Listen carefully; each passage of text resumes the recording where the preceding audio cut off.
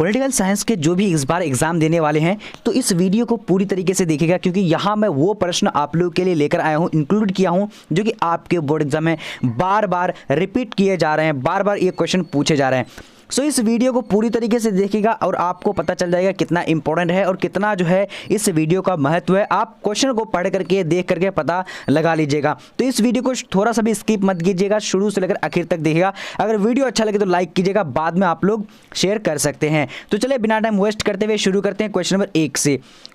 तो question number 1 यहाँ पर बोला जा रहा है, कह रहा है कि किसने कहा कि राजनीति मूल्यों का प्राधिकृत विनिधान है जो किसी समाज में बाध्यकारी होते हैं। तो ये कथन जो है किसका है, ये किसने कहा है? तो यहाँ पर क्या हो जाएगा, यानी डेविड ईस्टन। क्या नाम था? डेविड ईस्टन नाम था। ठीक है, चलिए अब यहाँ पर दूसरा नंबर क्वेश्चन को देखते हैं। क्या बोला जा रहा है, कह रहा है कि ए ग्रामर ऑफ पॉलिटिक्स नामक पुस्तक के लेखक कौन है? तो यहाँ पर इसका राइट आंसर क्या हो जाएगा? काफी इंपॉर्टेंट क्वेश्चन है, तो इसका राइट आंसर डी नंबर यानी H.J. लॉस्की नाम था। ठीक है, चलिए अब देखते हैं अगला प्रश्न हमारा क्या बोला जा रहा है। कह रहा है कि किसने कहा था कि कानून के बल के बिना अधिकार एक शब्द की तरह है जिसे मनुष्य की कभी सुरक्षा नहीं हो सकती? तो किसने कहा था? तो यहां पर हमारा करेक्ट जो आंसर हो जाएगा बी नंबर। बी नंबर में क्या है, यानी थॉमस हॉब्स। क्या नाम था? Thomas Hobbes. Right answer B number हो जाएगा। ठीक है, चलिए अब आगे बढ़ते हैं। आगे हमारा क्वेश्चन क्या बोला जा रहा है, दूसरा नंबर कह रहा है कि शीत युद्ध का अंत कब हुआ था? तो शीत युद्ध का अंत कब हुआ था? तो यहां पर जो हमारा करेक्ट आंसर होगा 4 नंबर का, तो 4 का right answer A number. A number क्या है,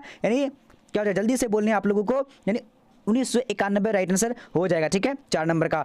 अब बढ़ते हैं अगला प्रश्न हमारे क्या बोला जा रहा है, कह रहा है कि यानी 5 नंबर कह रहा है कि शीत युद्ध के संबंध में निम्न में से कौन सा कथन सही नहीं है? तो कौन सा कथन यहाँ पर सही नहीं है? तो चौथा नंबर का, सॉरी 5वां नंबर का राइट आंसर डी नंबर का, यानी संयुक्त राज्य अमेरिका और सोवियत संघ युद्ध में सम्मिलित। क्या होगा राइट आंसर, यानी डी नंबर करेक्ट हो जाएगा। ठीक है, चलिए अब बढ़ते हैं अगला प्रश्न हमारा क्या बोला जा रहा है, G77 का आशय दुनिया के किन देशों से है? तो G77 का आशय जो है दुनिया के किन देशों पर है? तो यहाँ पर हमारा करेक्ट आंसर क्या हो जाएगा, जल्दी से आप लोग जवाब दे सकते हैं। तो 6 नंबर का आंसर बी नंबर होगा, यानी विकासशील देश राइट आंसर हो जाएगा। ठीक है, चलिए अब यहाँ देखते हैं अगला प्रश्न हमारे क्या बोला जा रहा है, कह रहा है कि सोवियत संघ का विघटन कब हुआ था? तो सोवियत संघ का जो विघटन हुआ था वो कब हुआ था? तो इसका राइट आंसर क्या होगा, ए नंबर, नहीं 25 दिसंबर 1991 को हुआ था सोवियत संघ का विघटन। ठीक है, चलिए अब देखते हैं अगला प्रश्न हमारा क्या बोला जा रहा है, कह रहा है कि विश्व राजनीति के 2 ध्रुव कौन कौन थे?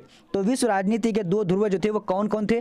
तो यहाँ पर हमारा करेक्ट आंसर जो हो जाएगा क्या है, बी नंबर, यानी अमेरिका और सोवियत संघ जो है क्या थे, यानी क्या थे, विश्व राजनीति के 2 ध्रुव थे। ठीक है, चलिए अब बढ़ते हैं अगला प्रश्न हमारा क्या बोला जा रहा है, कह रहा है कि अब व्लादिमीर लेनिन का संबंध किससे था? तो व्लादिमीर यानी लेनिन का संबंध किससे था? तो यहाँ पर 9 नंबर का करेक्ट जो आंसर हो जाएगा क्या हो जाएगा, जल्दी से बोल सकते हैं, ए नंबर, यानी सोवियत संघ का क्या होगा, ए नंबर हो जाएगा। ठीक है, चलिए अब बढ़ते हैं अगला प्रश्न क्या बोला जा रहा है, कह रहा है कि स्टालिन संविधान कब लागू हुआ था?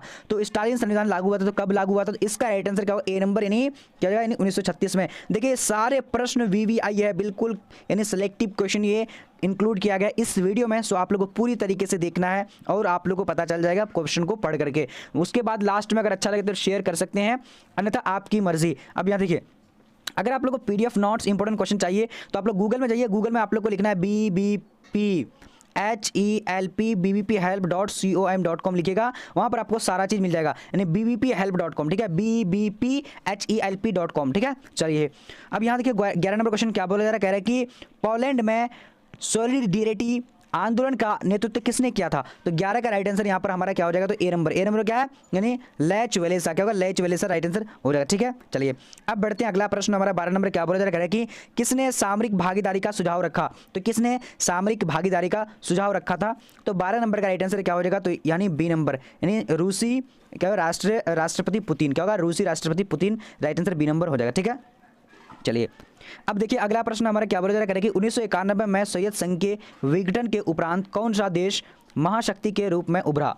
तो 1991 में सोवियत संघ के विघटन के उपरांत कौन सा देश महाशक्ति के रूप में उभरा था? यहाँ पर हमारा 13 नंबर का राइट आंसर सी नंबर का अमेरिका राइट आंसर हो जाएगा। ठीक है, चलिए अब आगे बढ़ते हैं। आगे हमारा क्वेश्चन क्या बोला जा रहा है, कह रहा है कि शॉक थेरेपी को अपनाया गया। तो शॉक थेरेपी को कब अपनाया गया था? देखिए ये काफ़ी इंपॉर्टेंट है, ये बार बार पढ़ा चुके हैं, इतना बार पढ़ा चुके हैं कि आप लोग जो है इसको रट लिए होंगे, बट ये क्वेश्चन आप लोग के लिए एग्जाम के लिए बहुत ज़्यादा इंपॉर्टेंट है कि 2011 से लेकर 21 तक ये क्वेश्चन पूछा जा रहा है बराबर, ठीक है। तो 21 नंबर का, सॉरी 14 का राइट आंसर ए नंबर होगा, यानी 1990 राइट आंसर हो जाएगा, ठीक है। चलिए अब यहाँ बढ़ते हैं क्वेश्चन नंबर 15 नंबर। क्या बोला जा रहा है, कह रहा है कि अमेरिका के किस राष्ट्रपति की शांति का नोबेल पुरस्कार, यानी अमेरिका के किस राष्ट्रपति को यानी शांति का नोबेल पुरस्कार प्रदान किया गया था। तो 15 का राइट आंसर क्या होगा, ए नंबर का बराक ओबामा को क्या शांति का नोबेल पुरस्कार प्राप्त यानी प्रदान किया था। चलिए अब यहाँ देखिए क्वेश्चन क्या बोला जा रहा है कि कुवैत को किस राज्य के अवैध चुंगल से मुक्त कराया गया था। तो कुवैत को किस राज्य के अवैध चुंगल से मुक्त कराया गया था। तो यहाँ पर करेक्ट आंसर क्या हो जाएगा, यानी 16 नंबर का ए नंबर, इराक क्या हो जाएगा, Iraq right answer A number हो जाएगा, ठीक है। चलिए अब यहाँ देखते हैं क्वेश्चन नंबर क्या बोला जा रहा है, 17 नंबर कह रहा है कि किस राज्य में मदरसे चल रहे हैं जहाँ तालिबान को आतंकवाद का प्रशिक्षण दिया जा रहा है। तो किस यानी देश में, किस राज्य में। तो 17 नंबर का यहाँ पर राइट आंसर जो होगा बी नंबर, यानी पाकिस्तान में ये क्या दिया रहा है, शिक्षा के साथ साथ क्या दिया जा रहा है, तालिबान का यानी प्रशिक्षण भी दिया जा रहा है। अब यहाँ देखिए क्वेश्चन क्या बोला जा रहा है, कह रहा है कि 2003 में अमेरिका ने किस देश पर हमला किया था। तो 2003 में अमेरिका ने किस देश पर हमला किया था। तो 18 का राइट आंसर बी नंबर होगा, बी नंबर क्या इराक राइट आंसर हो जाएगा, ठीक है। चलिए अब आगे बढ़ते हैं, आगे क्वेश्चन क्या बोला जा रहा है, 19 नंबर कह रहा है कि समाजवादी बाजारी अर्थव्यवस्था किस देश में स्थापित हुई थी। तो 19 नंबर का यहाँ पर करेक्ट आंसर क्या होगा, सी नंबर, सी नंबर में क्या चीन राइट आंसर हो जाएगा, क्या होगा चीन यहाँ पर करेक्ट आंसर हो जाएगा, ठीक है। चलिए अब आगे बढ़ते हैं, आगे क्वेश्चन नंबर क्या बोला जा रहा है कि देश कौन सा देश गाजर व छड़ी की नीति का अनुकर्ता कहा जाता है। तो यहाँ पर 20 नंबर का करेक्ट आंसर क्या होगा, तो 20 का राइट आंसर यानी क्या हो जाए, जल्दी से आप लोग भी जवाब दे सकते हैं। तो डी नंबर, डी नंबर आपके ऑप्शन में क्या है दिया हुआ देख लीजिए। चलिए तो 20 नंबर का राइट आंसर क्या होगा, डी नंबर में चीन है, ठीक है। चलिए अब आगे बढ़ते हैं, आगे क्वेश्चन क्या बोला जा रहा है फटाफट से आप लोग को देखने हैं।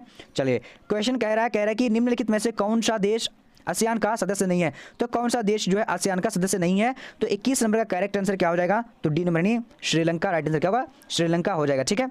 चलिए अब आगे बढ़ते हैं, आगे क्वेश्चन क्या बोला जा रहा है, कह रहा है कि निम्नलिखित में कौन आसियान का सदस्य है। तो निम्नलिखित में कौन जो आसियान का सदस्य है। तो 22 का करेक्ट आंसर क्या हो जाएगा, तो बी नंबर, बी नंबर क्या इंडोनेशिया राइट आंसर हो जाएगा, क्या होगा Indonesia correct answer B number हो जाएगा, ठीक है।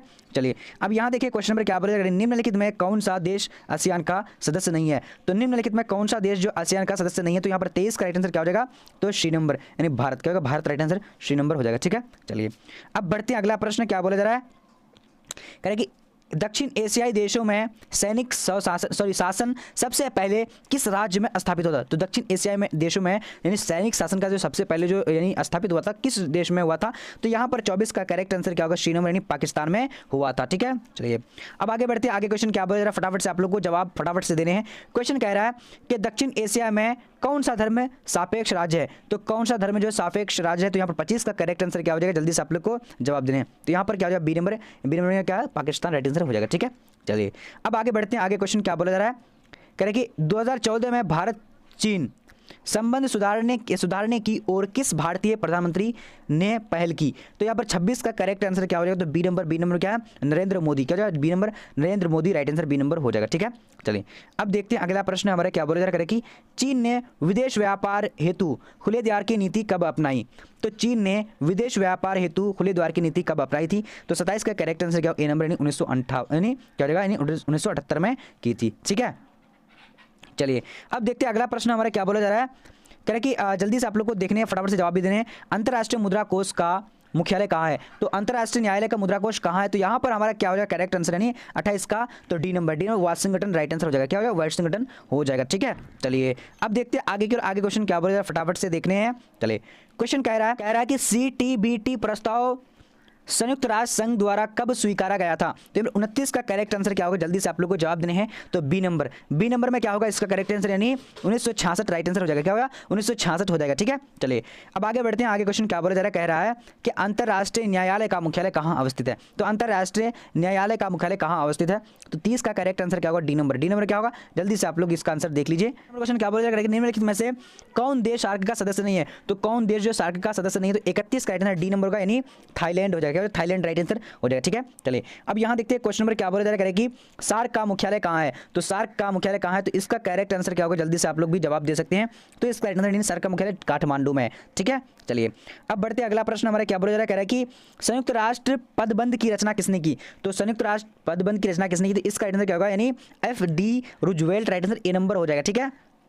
चलिए 34 नंबर क्वेश्चन को देखिए क्या बोला जाएगा कि किसी गैर सरकारी संगठन को तदर्थ मान्यता कौन दे सकता है। तो 34 का यहाँ पर करेक्ट आंसर क्या हो जाएगा, जल्दी से बोल सकते हैं ए नंबर। ए नंबर में क्या है, यानी महासचिव। क्या हो जाएगा, महासचिव। राइट आंसर ए नंबर हो जाएगा। ठीक है, चलिए अब बढ़ते हैं आगे की ओर। आगे क्वेश्चन 35 नंबर क्या बोला जाएगा कि विश्व व्यापार संगठन निम्नलिखित में किस संगठन का उत्तराधिकारी है। तो विश्व व्यापार संगठन निम्नलिखित में किस संगठन का उत्तराधिकारी है। तो 35 का करेक्ट आंसर क्या होगा, ए नंबर। ए नंबर में क्या है, यानी general agreement on trade and trade. ठीक है, चलिए अब यहाँ पर देखते हैं क्वेश्चन में क्या बोला जा रहा है। 36 नंबर कह रहा है कि संयुक्त राष्ट्र संघ की स्थापना कब हुई थी। तो संयुक्त राष्ट्र संघ की स्थापना कब हुई थी, इसका राइट आंसर क्या होगा, ए नंबर 1945 में हुई थी। ठीक है, चलिए अब देखेंगे अगला प्रश्न। हमारा क्वेश्चन आ चुके हैं, क्या बोला जा रहा है कि भारत द्वारा दूसरा सफल परमाणु परीक्षण कब किया गया था।